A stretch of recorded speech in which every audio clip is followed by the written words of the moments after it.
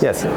Of course, as many of you know, that pyruvate kinase activation has been quite, quote-unquote, active, no pun intended, in the use of many different blood disorders. And we can see a sort of a theme here, right, in the sickle cell disease, pyruvate kinase deficiency, as well as thalassemia. These are all hemolytic diseases. So, of course, the question is, what about in other types of hemolytic disorders, like hereditary stereocytosis, for example?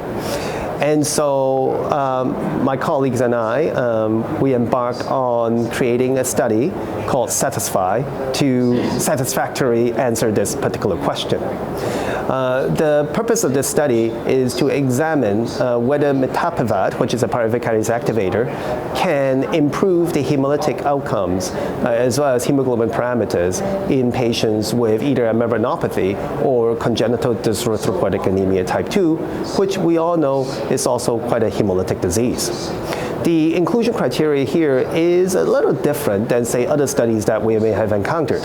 In particular, we're looking at patients with a hemoglobin that is lower than the lower limit of normal.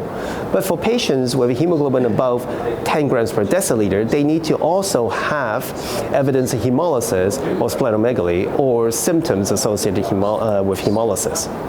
And the study schema is to put the patients initially on 50 milligrams of Mitapivat twice a day at 4 weeks, then dose escalate to 100 milligrams twice a day for another 4 weeks, followed by a fixed dose period number 1, for 24 weeks. Then we'll have an interim analysis, and then it will then be followed by another 24 weeks of exposure to the drug. The primary and secondary endpoints will be examining both an increase in hemoglobin as well as improvement in the hemolytic markers.